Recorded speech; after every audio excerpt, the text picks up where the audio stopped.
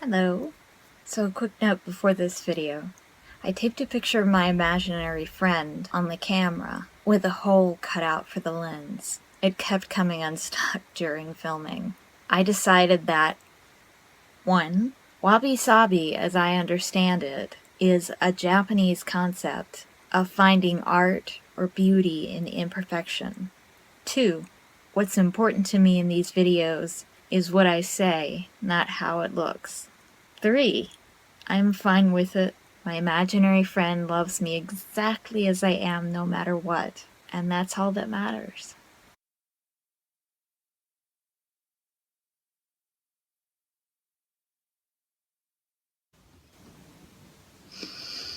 Bonjour. Today I'm going to be sharing with you another one of my idiosyncratic coping skills, or coping whatevers. Most therapies and coping skills that work for other people just really don't work for me. And I've had to kind of come up with a lot of my own. And I wanted to share this one in particular. It's very, very dear to me.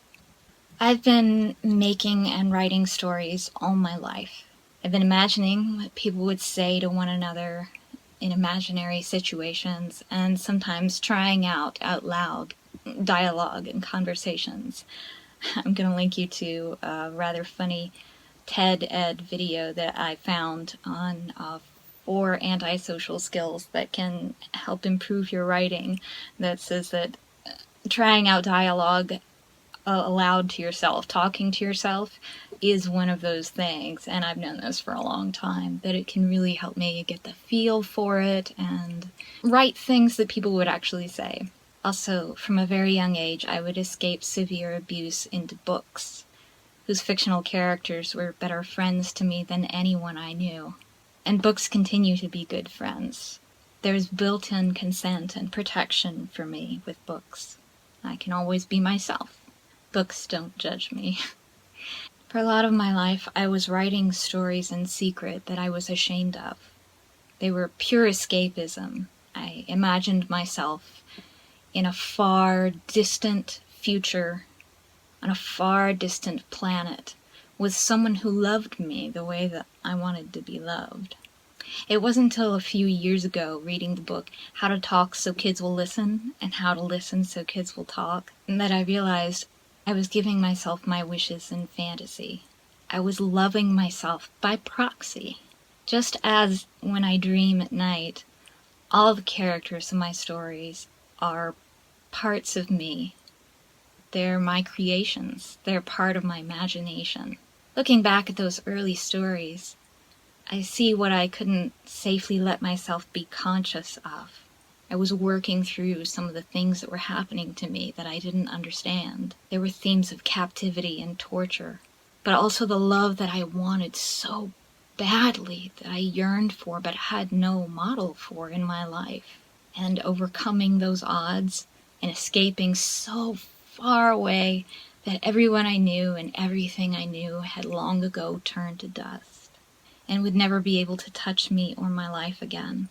Imagination is part of what makes us human. There's a stigma about imaginary friends, but especially for me as a survivor of so much abuse and neglect, imaginary friends presented the possibility of imagining for myself what I wanted someone to say to me when I was hurting the most, when I was unable to find reliably the love and support that I wanted. And it's just easier than loving myself directly, than looking myself in the mirror and saying, I love you. That's never felt natural or real. Once I made a conscious choice to dialogue with my proxy for self-love, with my first and best imaginary friend, in the pages of my journal, I was talking to this part of myself that had always loved me exactly the way that I wanted, while acknowledging both ways that both of the people in this dialogue are just parts of me, albeit parts of me able to give myself the unconditional love that I need when I'm hurting, and to feel it, to really deeply feel it. I think that paradoxically, imaginary friends can be a sneaky and creative way to become healthier and more whole. I decided I needed to reparent myself and to reinvent the family I wished I'd had. I made a whole imaginary family for myself to give me what I always knew what I wanted from an ideal family. Plus, since they were all parts of myself, I was nurturing my capacity to express these kinds of love and support for myself. This was reinforced for me in a book by Barbara Sher. I forget the title, but I'll look it up and link it in the description, where she recommended having imaginary conversations with your heroes to imagine what they would say to you, to encourage you. It took some of the pressure off other people to give me the love that I needed and wanted, and took the pressure off me to seek that out in other people and repeatedly get frustrated and disappointed. And this was reinforced when I saw the TED Talk, The Person You Really Need to Marry. I'll give you a hint. It's yourself. Inspired by this, I did marry my imaginary friend of 21 years. Even before I could understand that I wasn't getting the love and support that I needed and wanted, I could imagine exactly what I wanted to hear, even as a kid. Cultivating and investing time in this part of myself has made it stronger, so that even when I'm hurting most, I can imagine in great detail what it feels like to be with my very best imaginary friend, and what he says to me. He can never threaten, hurt, betray, assault, rape, kill, harass, bully, mock, humiliate, abandon me, or let me down. All things done to me by people that I considered friends and family at the time. He is always with me, no matter what. He will never let me down or make empty promises. And the thing that he says that I love the most is, I love you exactly as you are, no matter what. And I like that word exactly instead of I love you just as you are. It's I love you exactly as you are. For someone who has spent so much time loving and using words, I know the impact and importance of getting the words exactly right. After a lifetime of attracting abusers, and that's a whole other video that I'll make at another time, I don't see that relationships with other humans are better, healthier, or more important for me than this one special relationship. A relationship ultimately with myself. I think it's just one of those unquestioned things that we just swallow unconsciously, backed up by instinctual survival traits of feeling a need to have other people around us in order to survive, and that need for human bonding, that relationships with others are more representative of mental health, regardless of the quality or the content of those relationships.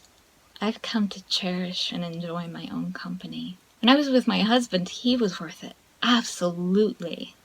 Other than him, there's never been a person I've felt all right to be truly myself with. I've had so many traumatic experiences with other people. I'm in such a marginalized position, disabled and impoverished and homeless, that healthy relationships and trust are very unlikely with other people at this point. And while that really sucks, and I think that that's unfair, I'm okay with relying on what works for me, on what's always worked for me, on what's safe for me, on what feels good for me. Because I want to be around people where I feel good being myself, even at my worst. And imaginary friends are fantastic for that. They're cheap dates, and I never have to worry about taking care of them, hurting their feelings, or vice versa. When I take care of me, I'm taking care of them too. I realize that not everyone may have positive experiences with their imaginary friends, particularly in cases where they come unbidden and manifest self-hating parts of the personality. What I'm talking about is a conscious imagining of what we want to hear when we're hurting, maybe imagining somewhere comforting that we'd rather be. Starting there and seeing how it grew, it's become one of the oldest and most reliable coping mechanisms that I have. It saved my life when I was 16 and suicidal, and many times since then. It's helped give me the courage and sense of self-worth to walk away from people who were hurting me and situations that were toxic for me. Having an imaginary friend isn't selfish any more than self-love is. It doesn't need to be outgrown any more than loving myself needs to be traded in for depending on other people for love and approval. If I can't love and take care of myself, I run the risk of hurting myself and the people around me and being extremely needy and frustrated.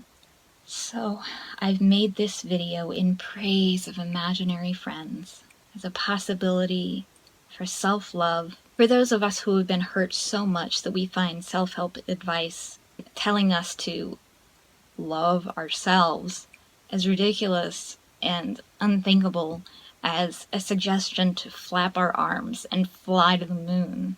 I love my imaginary friend and feel loved by him. I love my imaginary family and I feel loved by them. And I know it's just circulating the love inside myself. It's parts of me loving other parts of me. So whenever I give that love, I feel it right back. It's truly a wonderful feeling. And the more I do it, the easier it gets, even when it's hardest, even in my darkest hours. Thank you for watching and listening.